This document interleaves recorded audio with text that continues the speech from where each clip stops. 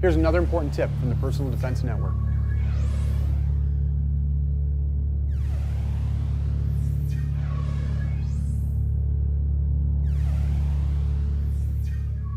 Now let's take a look at training with a partner for direct action combatives with the carbine. What are the drills going to be, Chris?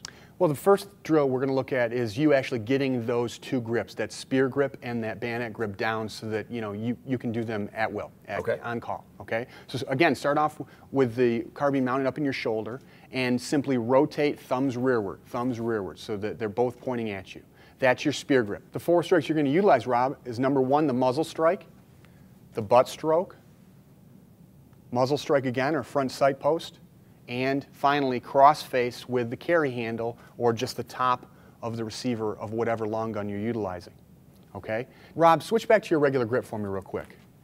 Now, one technique that Rob could utilize is simply muzzle striking from his regular grip if the long gun that you're utilizing has this type of grip, the M4, M16, AR-15 type platform.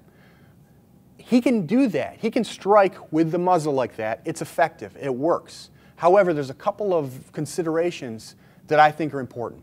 Number 1, and it's hard to see on this padded carbine, but there's a trigger guard here. And under fear, stress, and confusion of close range assault, Rob's finger might find its way into that trigger.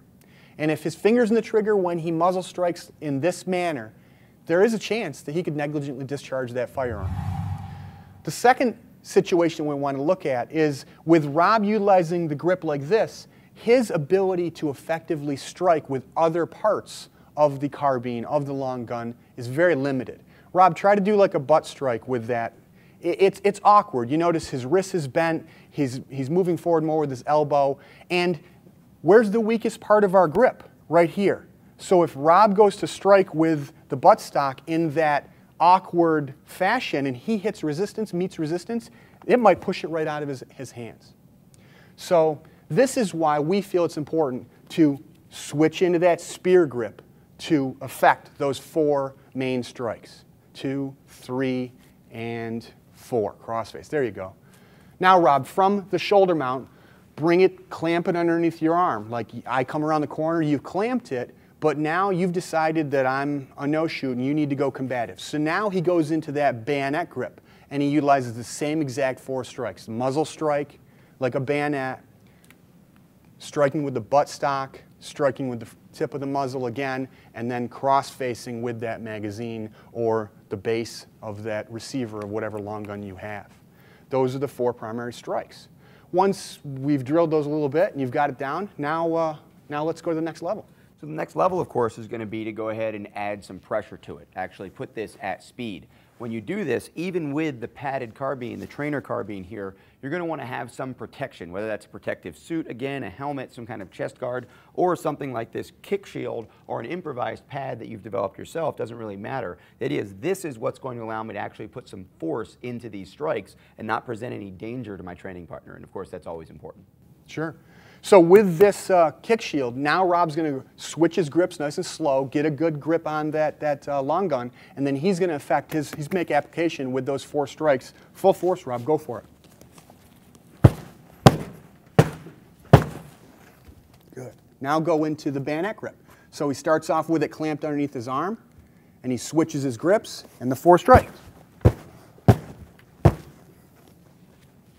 Excellent.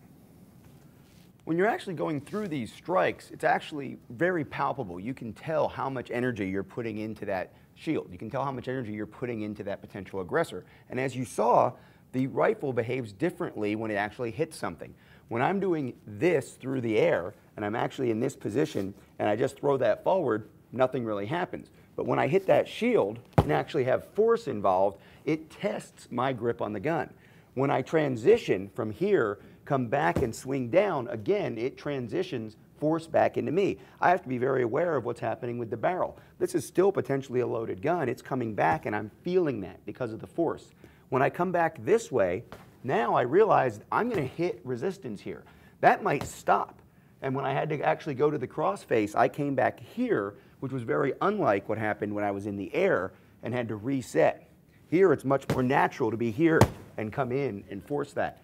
Training with pressure, training with an actual target, It's going to make your training realistic. You're going to understand the techniques a lot better. Absolutely.